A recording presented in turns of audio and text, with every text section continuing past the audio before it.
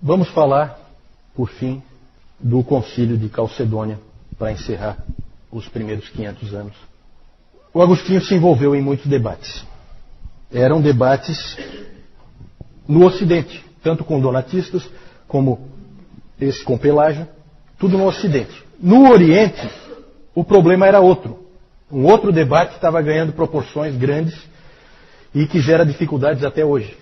É um assunto tremendamente difícil, que é o assunto a pessoa de Cristo e as suas duas naturezas. Assunto espinhoso que produziu divisão profunda na igreja. O debate durou vários séculos, é chamado debate das duas naturezas. Uma das primeiras tentativas, porque o que aconteceu? Em Nicéia foi definido que Jesus Cristo é Deus. Só que ele também é homem, certo? Aí ficou assim, tá, mas se ele é perfeitamente Deus e perfeitamente homem, como é que essas duas coisas se juntam? Essas duas naturezas. Uma das primeiras tentativas de responder foi do Apolinário. O Apolinário, ele era da cidade de Laodiceia. Ele disse que se você tem duas entidades perfeitas, perfeito Deus e perfeito homem, então elas não podem se combinar. Então ele propôs o seguinte, ele imaginou que o corpo do homem, Jesus, tinha que ser habitado por uma alma divina. Então a alma de Jesus não era humana, era divina.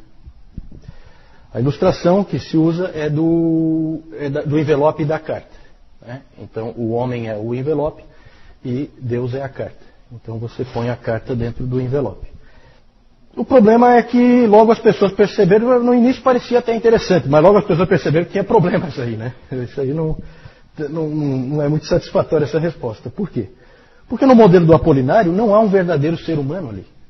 Aquilo ali não é um ser humano, com uma alma divina.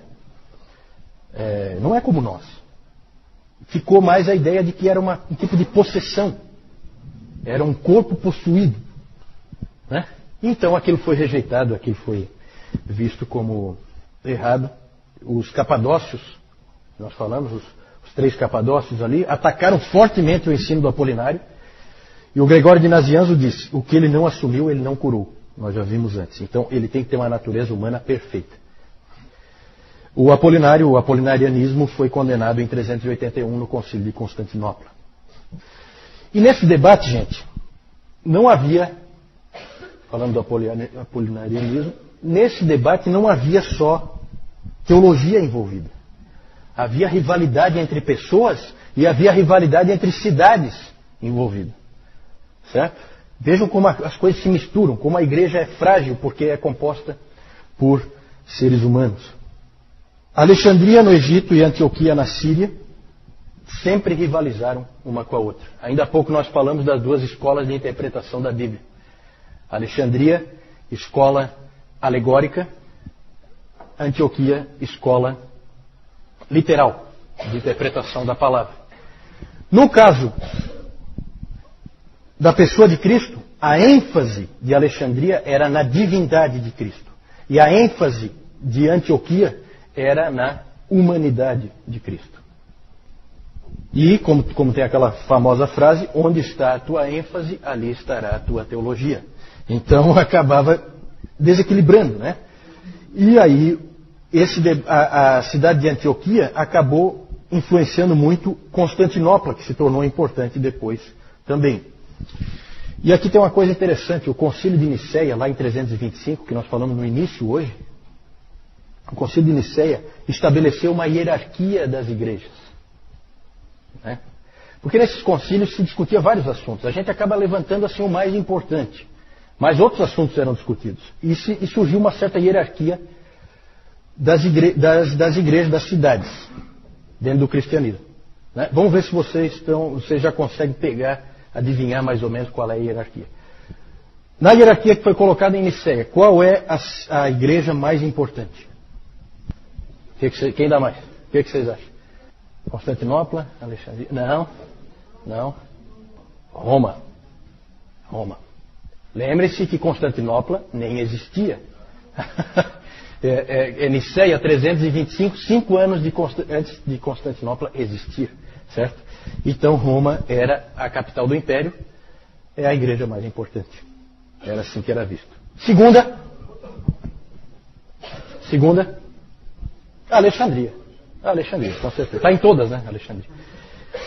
Terceira, Antioquia. Perfeito. Então, essa era a hierarquia principal, só que surgiu um problema. Surgiu uma nova cidade, chamada Constantinopla, que vai e ocupa o segundo lugar, roubando esse segundo lugar de Alexandria. Automaticamente há uma rivalidade profunda entre Alexandria e Constantinopla. Vejam como é carnal a coisa, certo? Seres humanos são complicados. E essa rivalidade acabou descambando para uma briga feia. Vamos falar do nestorianismo. Cadê o Nestor? Nestor, vamos trazer o Nestor. Né? Vamos trazer o Nestor. Calma, vamos ver, depois a gente vai ver. Nestor era o bispo de... Nestor também chamado Nestório. Tá? Alguns chamam Nestório, alguns chamam Nestor. Nestor era bispo de Constantinopla. E ele foi treinado na tradição de Antioquia. E ele ficou preocupado com uma expressão que estava sendo usada lá em Alexandria. A expressão era a seguinte, Theotokos. Alguém sabe o que é Theotokos? Ele não é de Alexandria. Ele não gosta de Alexandria. Ele se incomodou com aquilo que Alexandria disse, Theotokos. Theotokos é a mãe de Deus. A mãe de Deus. Em Alexandria começou a se usar essa expressão, a mãe de Deus. Evidentemente estava se referindo a Maria. Só que essa expressão não era usada como é hoje, né? Hoje ela é usada para exaltar Maria. Naquele tempo não. Naquele tempo a preocupação dos alexandrinos era de mostrar que ali estava Deus. Certo? Aquele homem que nasceu ali era Deus. O Nestor não gostou daquela expressão. Aquela expressão incomodava ele. E ele recomendou que se usasse Christostokos, a mãe de Cristo, para não confundir a cristologia das pessoas. E ele também não gostava da palavra união das naturezas, ele preferia conjunção das naturezas. E o Nestor sofreu feroz oposição de Cirilo, o bispo de Alexandria. E esse bispo aí de Alexandria era um teólogo competente, um indivíduo muito inteligente, mas não muito ético. E ele jogou sujo várias vezes com o Nestor, certo? E esse Cirilo, ele fazia qualquer coisa para prevalecer. Um indivíduo insistente e do tipo briguento. Sim. Theotokos, a mãe de Deus. Quem é a mãe de Deus? Maria. Theotokos Maria, mãe de Deus. Não era uma expressão que se usava na teologia, lá de Alexandria. Eles criaram esse tipo de expressão, porque havia uma série de discussões, tá, que a gente não tem como entrar, né? Mas, por exemplo, Nestor não aceitava um Deus de 3 anos de idade. Isso incomodava ele profundamente. Aquele menino de 3 anos de idade não é Deus. Isso, sem dúvida, está ligado a isso, né? Hoje em dia é usado mais para exaltar Maria, já dentro do pensamento de que Maria é quase superior ao próprio Deus, né? Mas isso aí não era assim naquela época ainda, certo? O Concílio de Éfeso, em 431, que é o terceiro concílio ecumênico, condenou o nestorianismo. O nestorianismo, ele dizia que ele tinha 2 naturezas, que Cristo tinha 2 naturezas, postas em conjunto, mas que eram totalmente independentes, certo?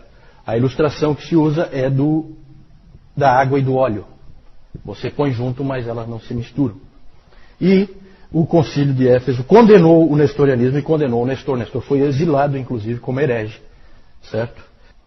O Concílio de Éfeso afirmou que Jesus é uma pessoa e não 2. Só que esse concílio, gente, ele foi um tipo de farsa. Porque não houve discussão nenhuma dentro daquilo que o Jaime perguntou antes sobre como funcionava o concílio. Esse funcionou totalmente errado. Sabe por quê? Porque o pessoal de Constantinopla atrasou, por causa das viagens lá, eles não conseguiram chegar a tempo. O que o Cirilo fez? Um indivíduo extremamente ético, começou assim mesmo. Não chegaram, não faz mal. Começou de qualquer jeito, não tinha ninguém da posição nestoriana para discutir, está aprovado a posição de Alexandria. Tá certo? Olha como é que são as manipulações, os jogos políticos que sempre existiram dentro da igreja.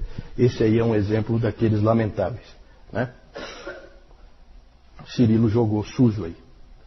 Hoje os historiadores acham que o Nestor foi injustiçado, né? Mas mais ou menos, tá, gente? Porque na verdade, ele falou algumas coisas que não ajudaram nem um pouco. No calor da discussão, ele falou coisas desse tipo, que ele não aceitava um Deus de 3 anos de idade. Isso aí complica. Se você não disser que Jesus Cristo é Deus com 3 anos de idade, então ele vai se tornar Deus em algum momento depois.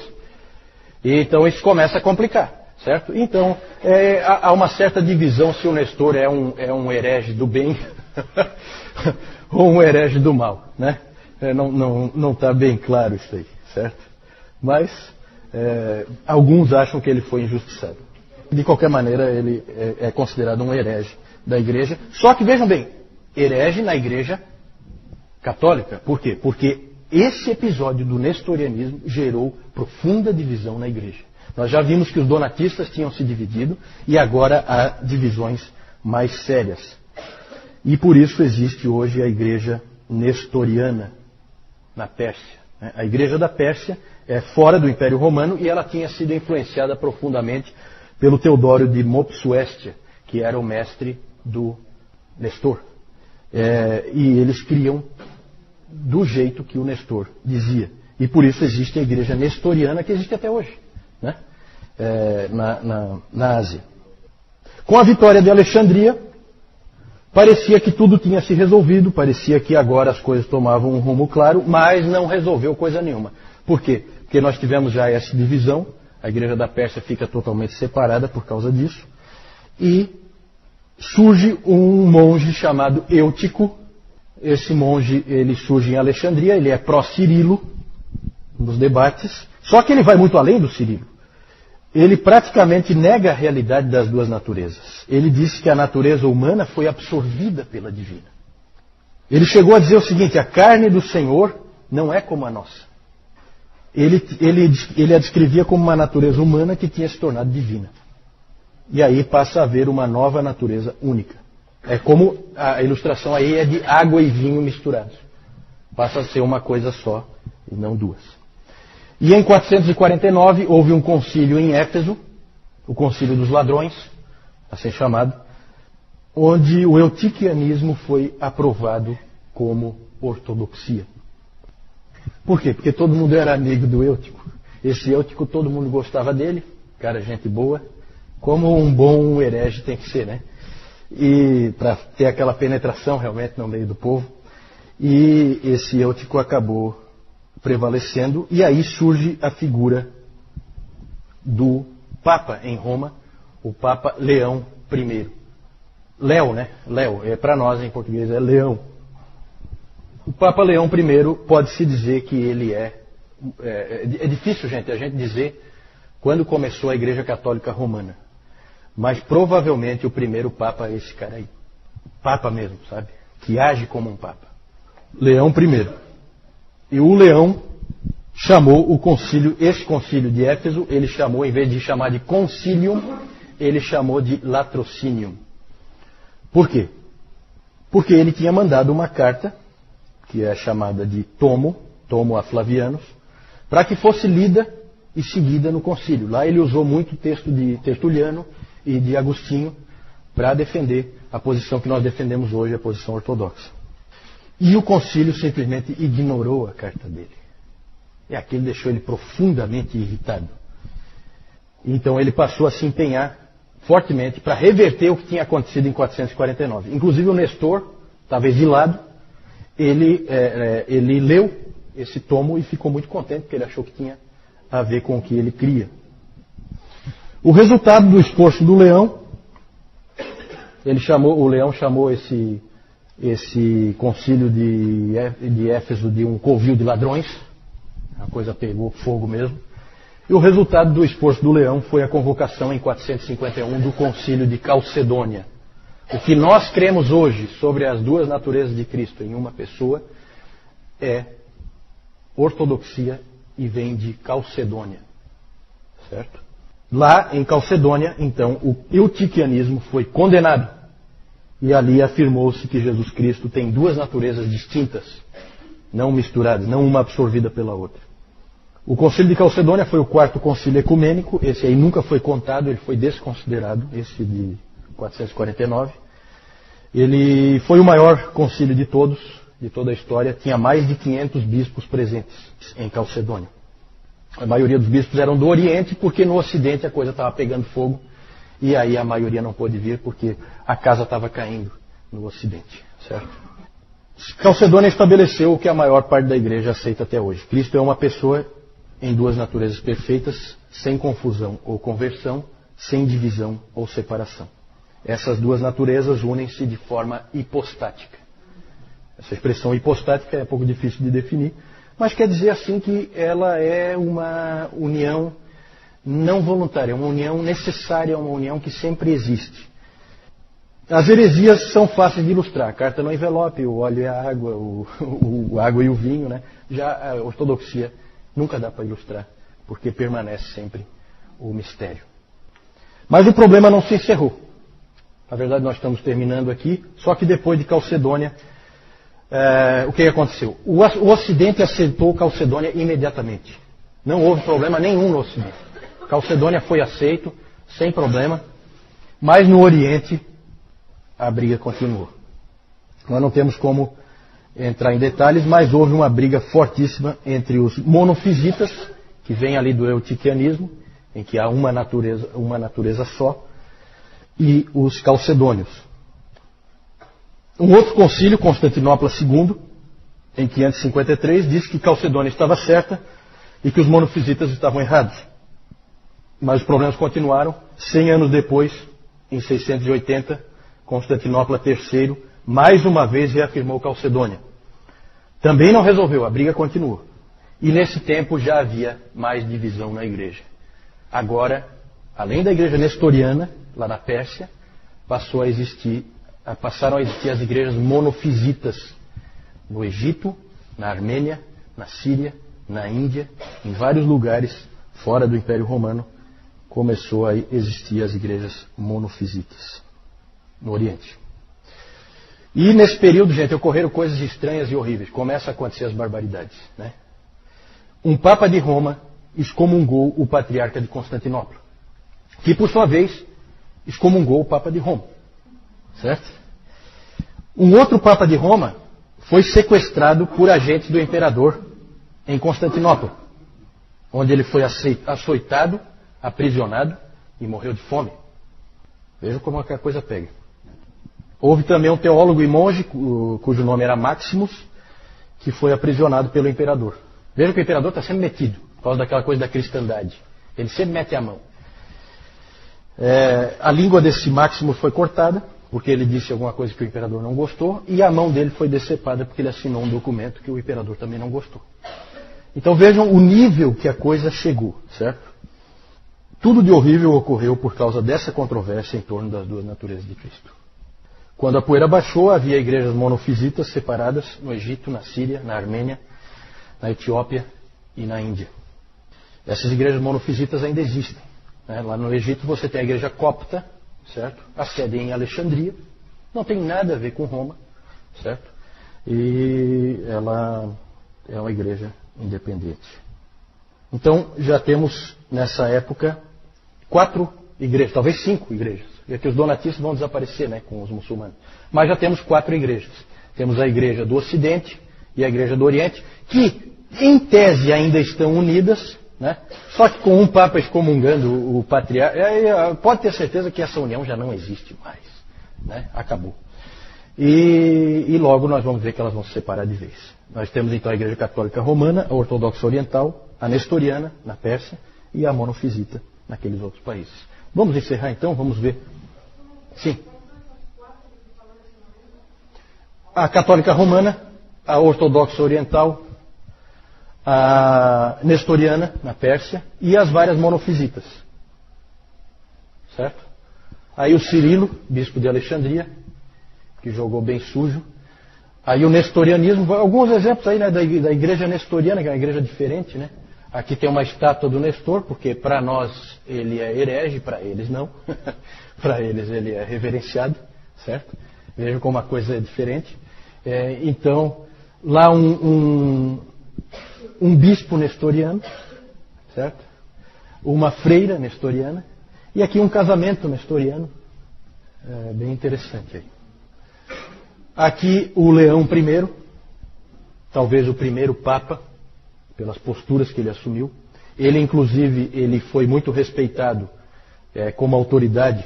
Quando vocês veem lá, às vezes, o Bento XVI indo lá falar para acabar com a guerra, para parar, não sei o quê, lembra um pouco o que o Leão fez, né?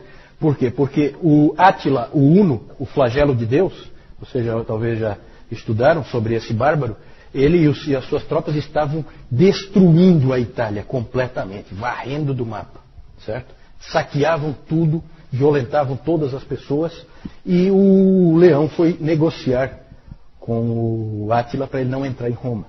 Então ele ficou muito reverenciado pelos romanos por causa dessa posição dele, né? O catolicismo romano inventa um monte de história, que aqui atrás do leão apareceu um homem forte com uma espada no céu, e aí os homens do Átila ficaram com medo e tal, né? O que os historiadores creem é que ele levou uma graninha ali para largar por fora. Aí é bem mais realista, né? Bem mais realista. É isso que os historiadores acham que na verdade aconteceu. Aqui eu quero mostrar para vocês, já que aqui nós vamos encerrar os primeiros 500 anos. Gente, ó, já passou do nosso horário, quem tiver que pegar ônibus, coisa desse tipo, ou tiver que sair, tá? Não tem problema. Eu só quero encerrar realmente essa parte, tá? Aqui nós vemos as invasões dos bárbaros. Eu não vou gastar tempo com isso, só quero mostrar para vocês, certo? Nessa época, no quinto século, começa a haver invasão de bárbaros para tudo que é lado. Aqui os vândalos saem daqui, ó, e eles vão passando por tudo aqui, e eles passam pelo Estreito de Gibraltar. Por isso que a Espanha acabou... Depois nós vamos falar sobre isso, né? Por que a Espanha acabou tendo um povo diferente do resto da Europa, né? Por causa da facilidade dos muçulmanos de entrarem por ali, no Estreito de Gibraltar, né? Então isso tudo tem um motivo histórico. Aí os vândalos entraram ali e depois eles vieram para cá, e aqui, ó, eles atacaram Cartago em 430, que foi o ano em que o Agostinho morreu, né? Ele não chegou a ver Hipona ser saqueada. Deus preservou ele disso. Mas aqui teve ataques de todo tipo. Os ostrogodos entraram aqui. Em 410, os ostrogodos, os visigodos depois se estabeleceram ali na Espanha, né? Os burgúndios se estabeleceram na França, os francos na França, os bretões na França. Isso aí depois a gente pode dar uma olhadinha com mais calma. Em 410, Alarico invadiu Roma e detonou com Roma. Alarico era visigodo. Isso aí, então, são tudo povos germânicos, tá, gente? Esses povos todos, eles entraram e invadiram realmente Roma e saquearam tudo. Foi uma coisa desastrosa. Aqui, então, quando Roma foi saqueada em 410, aqui em 455 os vândalos saquearam também. Então o Papa Leão impediu o Átila, o Uno, de entrar em Roma, só que depois, 4 anos depois, os vândalos entraram e fizeram a festa em Roma, tá? Depois de 410, gente, todos os imperadores romanos do Ocidente, eles são fantoches nas mãos de generais germânicos, certo? Em 476, o Rômulo Augusto foi o último imperador romano do Ocidente. Ele foi deposto definitivamente por Odoacro. E o interessante é que o Odoacro era um general romano, porque nessa época os bárbaros já tinham tomado o exército completamente e eles queriam ser romanos, né? Nunca pensem que os bárbaros invadiram Roma para destruir Roma, eles invadiram Roma para ser romanos. Eles tinham gosto por aquela vida dos romanos, a civilização, eles queriam usufruir daquilo também. Então eles entravam e saqueavam primeiro e depois assumiam ali as casas e coisas e moravam ali. Esse Odoacro era um dos generais do Rômulo Augusto, que era um mero fantoche, né? E esse ano é importante, 476, para quem estudou história, é o ano da queda do Império Romano do Ocidente, que marca o fim da Idade Antiga e o início da Idade Média. Certo? Não é isso que diz a história? Na verdade, Roma já tinha caído aos poucos, muito antes disso, durante todo o quinto século. Certo? Só mostrar para vocês rapidamente, para encerrar aqui, onde é que depois, isso aqui depois na Idade Média vai influir, tá? Já não temos mais romanos. O que nós temos agora são povos bárbaros que ocuparam todo o Império Romano do Ocidente. Os romanos estão aqui, ó, no que é chamado de Império. Como é o outro nome do Império Romano do Oriente? Quem sabe? Império Bizantino. O Império Bizantino, exatamente, porque ele parte de Bizâncio, Constantinopla, certo? Então aqui o Império Romano do Oriente permanece, só que aqui foi ocupado, olha só, toda a Itália e aqui uma parte da Alemanha foi ocupada pelos ostrogodos, os francos e os burgúndios e os bretões ocupam a parte aqui onde há a França e a Holanda, e os anglo-saxões ocupam lá as Ilhas Britânicas. Os visigodos ocupam a Espanha e aqui os suevos, numa parte ali de Portugal. No norte da África, os vândalos se estabeleceram, certo? Depois eles vão ser triturados e trucidados pelos muçulmanos, né? No século VII. Deixa eu... Fala, Augusto. Como é que eles podiam ser chamados de Império Romano se não tinha Roma? Tinha Roma. Assim, a pergunta é assim, como podiam ser chamados de Império Romano se não tinha Roma? Tinha Roma. Roma foi só saqueada, ela não foi destruída, tá?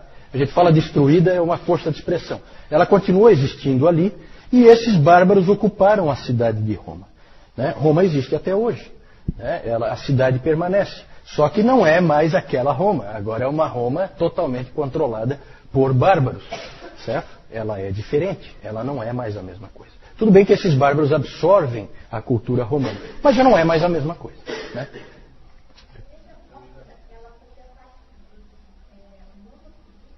Isso, a pergunta da Jussara é sobre a igreja copta. A igreja copta é uma igreja monofisita. Eles fazem o sinal da cruz com um dedo só, né? Essas igrejas monofisitas, elas fazem o sinal da cruz com um dedo só, para deixar bem claro que é uma natureza. Tem esses detalhes assim. A coisa é feia, sabe, gente? Então, quando a Igreja Católica Romana acusa os protestantes de divisão e coisa, é uma piada, né? É uma piada. Só pode ser piada. Quem conhece a história sabe que isso aí é uma brincadeira de mau gosto, né? Não é. Na verdade, divisões ocorreram sempre. E pelos motivos mais diversos. Por motivos teológicos, por motivos de prática eclesiástica, como nós vimos dos donatistas, certo? Política eclesiástica, recebe ou não recebe de volta. Dividiu a igreja. Então, divisões sempre aconteceram, certo? Infelizmente. E como, lembrando, para encerrar, lembrando como o que o Lloyd Jones disse naquela primeira frase que nós vimos, não há nada que denigra mais a glória de Deus do que a história da sua igreja. Infelizmente. E realmente é o que a gente vê, né? Mas, é como o Newton diz, é a história do nosso povo. Hoje de manhã eu estava comentando com o Francisco e com o Lennon, eu acho, né? Que é como um judeu, um Pedro ou um Paulo que pegava o livro de Juízes e também não tem muito do que se orgulhar do que vê ali. Certo? Mas é o povo de Deus e a história é registrada como ela foi.